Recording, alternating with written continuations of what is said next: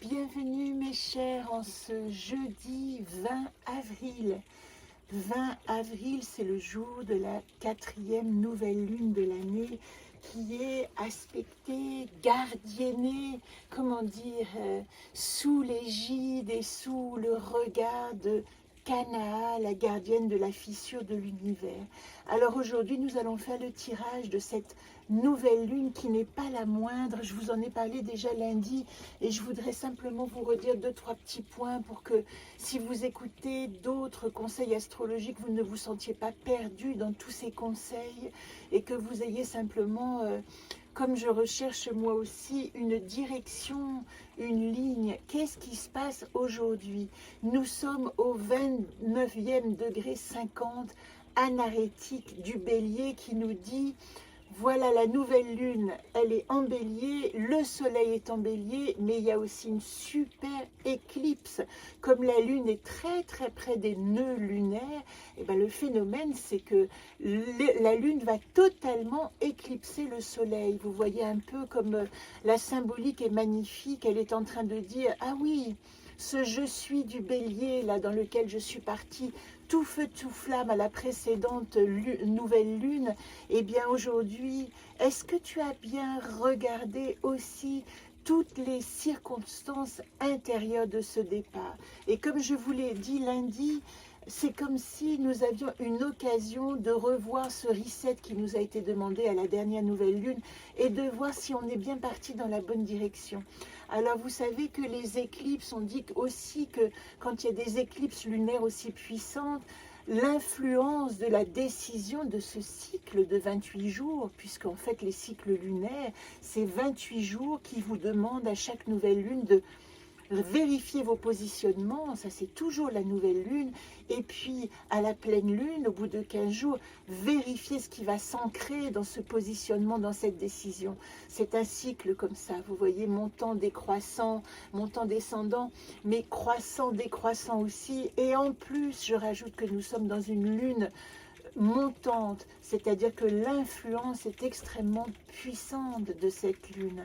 Alors tout simplement, ça veut dire que tout le feu d'une lumière intérieure, comme c'est symbolisé par la lune, est en ce moment en train d'irradier de l'intérieur en disant: est-ce que tu es certain que cette lumière extérieure que tu es en train de suivre, elle est bien informée par ta lumière intérieure? J'essaye de faire simple, mais c'est intéressant parce que nous arrivons aussi cette semaine, si vous avez votre agenda, à la fin du Ramadan. Vous voyez comme tout est lié. Et le Ramadan, quelle que soit la religion, c'est la symbolique qui est intéressante, ce Ramadan qui croise toujours la période de Pâques. Alors notre Pâques, c'est cette semaine de cheminement vers nous-mêmes jusqu'à l'ascension de notre être spirituel. Et le Ramadan, c'est le nettoyage. Il y a en même temps un travail de nettoyage intense de toutes les énergies dont nous avons à nous défaire. Et moi, ce que j'adore dans ces mondes symboliques, c'est qu'en permanence, tous ces conseils se croisent, se rencontrent, mais ils font quand même ce qu'on appelle des points d'orgue précis, en disant: est-ce que tu as bien pensé que là où tu es, dans ce feu du départ de la nouvelle année zodiacale, dans l'élan du Bélier qui dit: je vais maintenant imposer mon identité, tout à coup, quelque chose te demande: est-ce que c'est bien ton identité à toi? Vérifie qu'à l'intérieur, ton émotionnel, ta lune, ton féminin est d'accord avec cette incursion énergique dans le monde que tu veux créer. Donc nous avons un temps de nécessaire introspection et en même temps de continuer avec courage ce chemin. Et vous le savez aussi que Pluton est en carré, je vous en ai parlé. Pluton, ce sont nos ombres. On dit souvent, moi je le ressens comme ça, qu'en ce moment le diable est sorti des enfers et que en permanence, nous sommes assaillis par les regards noirs, négatifs, les dangers, les inquiétudes que les gens répandent dans le monde comme ça. On dit aussi que la terre est tellement abîmée par notre comportement que s'enraciner à la terre, si on ne nettoie pas ces énergies, c'est-à-dire que si on n'a pas, moi j'ai envie de dire une espèce de pureté, d'innocence de pensée, d'envie de bienveillance et de bien-être et de douceur, activer l'amour dans notre pensée au monde. En ce moment, nous luttons tous. Vous le savez que, si vous l'avez entendu précédemment, je lutte aussi contre l'invasion d'une tumeur et en même temps, plus que jamais, j'ai la sensation que ce qui est important, c'est l'instant présent. À quoi je vais me relier aujourd'hui? Qu'est-ce que je vais pouvoir vous dire qui va me nourrir égoïstement et avec bienveillance, comme dirait ma très chère Suzanne Solange, que je salue et que je remercie pour son accompagnement. C'est un petit aparté personnel. J'espère qu'elle m'entendra. Eh bien oui, activer, c'est intéressant avec le bélier, l'égocentrisme ou l'égoïsme positif. Que mon je suis soit comme un fer de lance qui dise ce que je suis va donner plus de lumière au monde et déjà d'abord à moi-même si j'ai envie d'aider mon prochain. Voilà ce que j'avais envie de vous dire. Il y a une nécessité en ce moment de nous détacher, de pas, vous voyez, il pleut, Saturne est en poisson, l'eau déborde de partout, le printemps ne s'installe pas dans la chaleur du bélier, elle s'installe dans un émotionnel débordant. Pourquoi ne pas accepter qu'en ce moment, quelque chose déborde, aller rencontrer ce débordement, aller rencontrer ces émotions qui sont en trop à l'intérieur et qui ont besoin de s'extirper pour nettoyer, pour faire une base plus saine, parce que bientôt arrive notre nouvelle direction, axe bélier-balance, je vous en ai parlé, et là il s'agit de nettoyer avant de rentrer dans ce je suis qui dit voilà, je viens d'un monde, d'un partenariat, etc. Et je vais me positionner pour que mon être puisse intelligemment, en bonne intelligence, me relier à mon environnement, créer une communication intelligente. Voilà ce que je voulais vous dire. Nous sommes dans ce moment fort de conception cachée dont je vous parlais lundi, comme si la graine est mise en terre, cette graine que nous avons regardée, dont nous avons pris soin pendant ces 16-18 derniers mois de l'axe taureau-scorpion qui nous disait défriche, nettoie, quitte à arracher, quitte à ce que des lambeaux de peau inutiles s'en aillent. Et bien maintenant, cette graine a germé. Qu'est-ce que nous allons en faire? Comment nous allons pousser? Alors, avant de faire le tirage, je vous dis simplement que allez regarder mes petites vidéos. C'est mes amis créoles qui me donnent la joie et le bonheur d'enregistrer avec leur vrai accent, leur vrai cœur créole, les textes que j'ai écrits en créole dans la prochaine version du jeu Anacarte qui s'appelle Ayolam et qui sera version poésie créole que j'ai écrite, qui ont été corrigées par mes amis Brigitte et Philippe Fontaine que je salue. Et vous avez aussi la poésie en français. Dans les petites vidéos que je passe tous les jours, une carte par jour vient vous parler en poésie créole. Moi, ça me lave le cœur, ça me crée une douceur formidable. Je vous dis aussi que puisque nous rentrons dans cette période de cycle lunaire où nous sommes aspectés par moi, Kanaa, je suis la gardienne de la fissure de l'univers. Allez voir la vidéo associée, faites une petite méditation pour aller récupérer les morceaux, éparpiller ce qui vous manque, allez chercher loin dans l'univers, dans cet univers symbolique, ce qui peut vous redonner votre complétude. Avec Kanaa, j'exerce mon intuition pour éclairer mes visions. Le rêve et la méditation sont mes outils de guérisseuse guérie. Et puis, évidemment, dans le monde, c'est Yodine. Et Yodine, c'est le paysage intérieur, ce paysage intérieur qui, avec notre travail de méditation, nous allons pouvoir le projeter à l'extérieur. De quoi est fait, c'est tout ce sens de cette éclipse lunaire. Votre monde intérieur est en train de dire « j'existe, j'éclipse le soleil et le monde extérieur pour dire « voilà comment je m'implante dans la réalité ».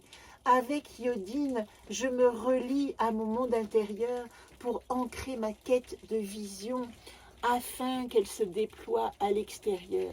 C'est l'injonction du moment du monde. Alors, maintenant que nous avons ces deux cartes en coupe, je vais baisser un peu la caméra pour que vous voyez.